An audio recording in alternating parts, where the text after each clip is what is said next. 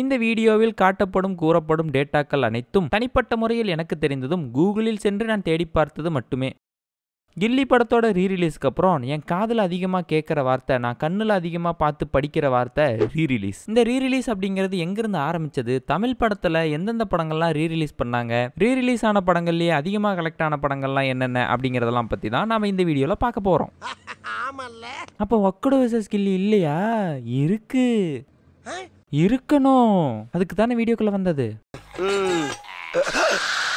Rerelease ஆகிற படத்துக்கு இவ்வளோ கலெக்ஷனா? என்ன சம்பாத்தியம்.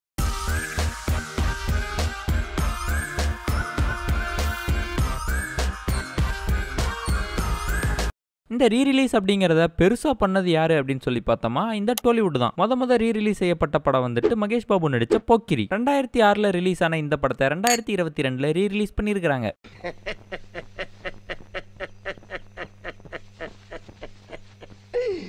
ஐயோ ஐயோ, டேய் என்னடா இந்நேரத்துல லூசு மாதிரி சிரிச்சுட்டு இருக்க, என்னாச்சு? இல்ல, நாமெல்லாம் கல்ட்டு கிளாசிக் படமா பார்த்து ரிலீஸ் பண்ணிட்டு இருக்கிறமே, இந்த ஹிந்திக்கார பையாஸ்லாம் என்ன பண்ணுவாங்கன்னு யோசிச்சேன். ஹிந்திலயும் நிறைய கல்ட்டு கிளாசிக் படம்லாம் இருக்குது, ஆனா அவங்க பெரிய லெவல்ல ரீரிலீஸ் பக்கம் ஃபோக்கஸ் பண்ணல. இது வரைக்கும் அதிகமா ரீரிலீஸ் செய்யப்பட்ட படங்கள்னா நம்ம டோலிவுட்ல தான். இந்த டோலிவுட்ல கல்ட்டு கிளாசிக் படத்தை தான் ரீரிலீஸ் பண்றாங்களா அப்படின்னு சொல்லி பார்த்தோமா, கிடையாது. நம்ம பாலையா படத்தெல்லாம் எடுத்து ரீரிலீஸ் பண்ணிட்டு இருக்கானுங்க.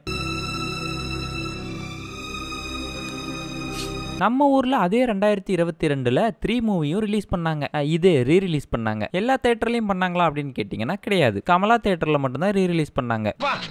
அந்த ஊர்ல இருந்தா இன்னேரே மச்சான் கூறு ஊரா போட்டு வித்திருப்பான். அடடே, இது நல்லா கலெக்ஷன் ஆகுதே அப்படின்னு சொல்லிட்டு தான் அதுக்கப்புறமா ஒரு சில தியேட்டர்ல ரீரிலீஸ் பண்ணாங்க. தமிழ்ல ரீரிலீஸ் செய்யப்பட்ட படங்கள் எல்லாமே எல்லா ஊருக்கும் போய் சேர்ந்துச்சா அப்படின்னு சொல்லி கேட்டீங்கன்னா கிடையாது. கில்லி படம் மட்டும் தான் எல்லா ஊர்லயுமே ஸ்கிரீனை ஆக்குபை பண்ணி போட்டாங்க. மற்ற படங்களை குறிப்பிட்ட ஏரியால மட்டும் தான் போட்டாங்க. இந்த கமலோட பர்த்டே அப்ப விருமாண்டி படத்தை தூக்கி போடுறது, நம்ம தனுஷோட பர்த்டே அப்ப புதுப்பேட்டை படத்தை போடுறதுன்னு அந்த லெவல்ல தான் இருந்துச்சு நம்ம ரீரிலீஸ். ஆனா அங்க ட்ரெய்லர்லாம் ரிலீஸ் பண்ணி 2 ஸ்டேட்லயே ரிலீஸ் பண்ணுவாங்க அப்படின்னு தான் நான் நினைக்கிறேன். ஆனா டோலிவுட் சைடு பார்த்தோம் அப்படின்னா அபிஷியலாவே ரீரிலீஸ் பண்ணாங்க. நம்மளது பார்த்தோம் அப்படின்னா வாரணம் ஆயிரம், வேட்டையாடு விளையாடு, 3, பையா, மயக்கம் என்ன, மின்னலே, இந்த மாதிரி நிறைய படத்தை ரீரிலீஸ் பண்ணியிருக்காங்க. ஆனா எல்லா ஊர்லயும் பண்ணாங்களான்னு கேட்டீங்கன்னா அதுதான் கிடையாது.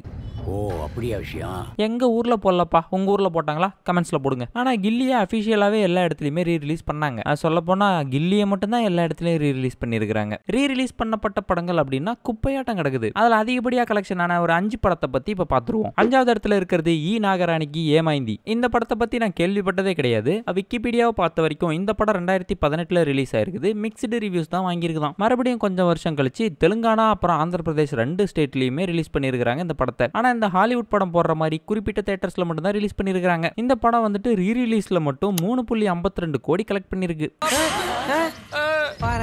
4வது இடத்துல இருக்கிறது சிங்கமலை.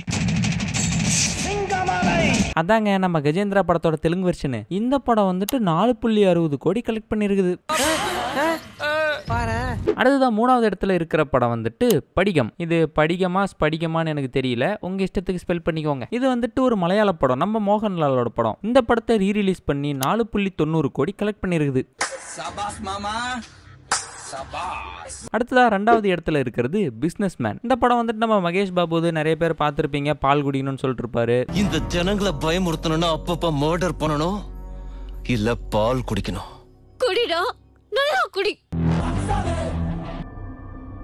லாலு சாப், ஐ லவ் யூ. சார், ஒரு நாயை ஓட விட்டு அது எந்த வீட்டுல போய் நிக்குதோ அது என் வீடு இல்லன்னு சொன்னா அடிப்பேன். வேற எந்த படத்துலயும் இல்லாத அளவுக்கு இந்த படத்துல தான் டப்பிங்க போட்டு கொதறுன்னு கொதறி வச்சிருப்பாங்க. இந்த குரங்கு குப்பன் தனது குரங்கு புத்தியை என்னுடைய கட்சிக்காரரிடம் பால் குடிக்கணும்.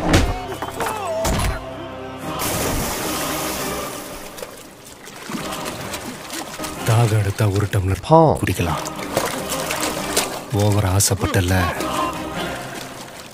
குடிடா, நல்லா குடி. இந்த படம் பாத்தீங்கன்னா ரீரிலீஸ் அப்ப 5.85 கோடி கலெக்ட் ஆயிருக்குது. அதுதான் நம்பர் 1ல இருக்கிற படம் வந்துட்டு இல்ல இருந்த படம் வந்துட்டு குஷி. குஷின்னு உடனே ஐ அப்படின்னு குஷி ஆயிராதீங்க, இது தெலுங்கு குஷி. நம்ம பவர் ஸ்டார் பவன் கல்யாண் நம்ம தளபதியோட கியூட் ரியாக்ஷன்லாம் குதறி வச்சிருப்பாரு இல்லையா, அந்த படம். இந்த படம் வந்துட்டு ரீரிலீஸ் அப்ப 7.46 crores வந்துட்டு அடிச்சிருக்குது. இந்த கலெக்ஷன்லாம் வந்துட்டு கில்லி ரீரிலீஸ் ஆகிறதுக்கு முன்னாடி. இப்ப கதையே வேற.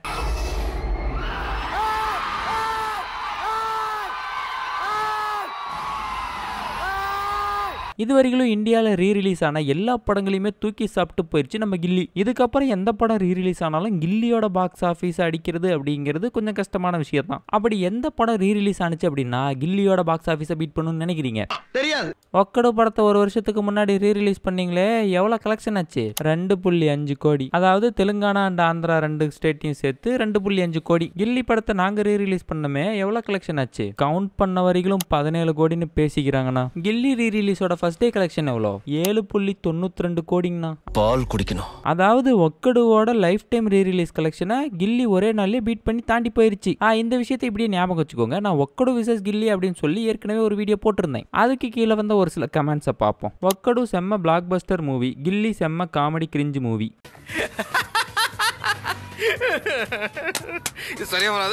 Just shut up. Okkadu is blockbuster and Ghilli is remake buster. Okay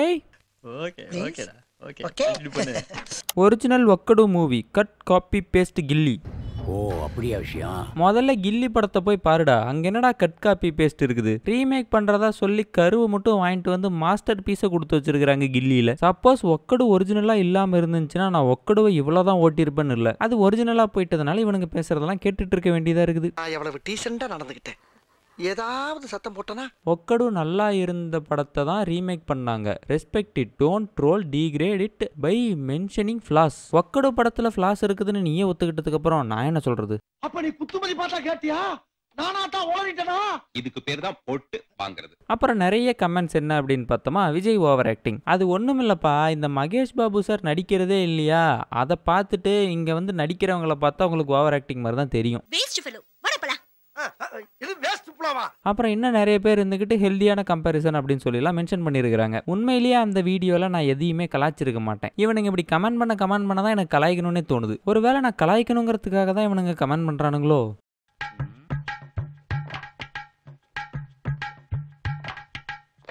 அப்புறம் இன்னொரு தலைவர் என்ன சொல்லியிருக்காருன்னு பார்த்தோமா, ஐ எம் தமிழன் but Telugu Okkadu movie black Bastar. இவர் வந்துட்டு ஒரு சேனல் ஒன்று வச்சிருக்காரு. அந்த சேனலுக்குள்ள போய் பார்த்தோம் அப்படின்னா நமக்கு ஒரு பெரிய ட்விஸ்ட். உள்ள தெலுங்குல வீடியோ போட்டிருக்காருங்க. இந்த பாடி சோடா அப்படியே பேக் பண்ணி வெளியில பாஸ் பண்ணுங்க. ஆஹா, இவ்வளவு வேலை செஞ்சு மண்டை மேல இருக்க கொண்டே மறந்துட்டேனடா. கடுப்பேத்துறார் மயிலாட். டேய், அங்க வந்து என்ன சொன்ன? ஐ எம் தமிழன். ஆனா உண்மையிலேயே நீ யாரு? நான் ஒரு தெலுங்கன். இதுல எதுல உண்மை? அடே கோல்டீஸ், முட்டு கொடுக்காம விட்டு கொடுங்கடா, கெட்டு போக மாட்டீங்க. இப்போ நம்ம மகேஷ் பாபு காரே இருந்துகிட்டு கில்லியில என்னை விட சூப்பரா விஜய் சார் நடிச்சிருக்காரு அப்படின்னு மகேஷ் பாபு காரே ஸ்டேட்மெண்ட் கொடுத்தது இப்போ பரவலா பரவிட்டு இருக்கு. மகேஷ் பாபு வந்து ரொம்ப இம்ப்ரெஸ் ஆயிட்டாங்க. கொஞ்சமாவது புரிஞ்சுக்கோங்க, நான் வந்துட்டு ஒக்கடு படம் நல்லாவே இல்லை அப்படின்னு சொல்லல. ஒக்கடுவை கம்பேர் பண்றப்ப கில்லி நல்லா இருக்குன்னு தான் சொல்றேன். இப்போ வரைக்கும் ரீரிலீஸ் ஆன படங்கள்லயே கில்லி தான் நம்பர் 1ல இருக்குது. இந்தியா மொத்தமா சேர்த்துங்க. இதுக்கப்புறமும் ஒக்கடு தான் பெஸ்ட்னு யாராவது முட்டு கொடுக்க வரதா இருந்தா என்னிடம் வராதீர்கள் தம்பிகளே. சரி சரி, வகுந்து விடுவேன். சரிங்க சரி, எழுத்தாணியை சங்கிலே குத்தி விடுவேன். என்ன இந்த வீடியோ ஒரு மாதிரி வன்மமாவே இருக்குது. கொஞ்சம் ஓவரா தான் போய்கிட்டு இருக்கோமோ. போவோம், என்ன பண்ணிடுவானுங்க?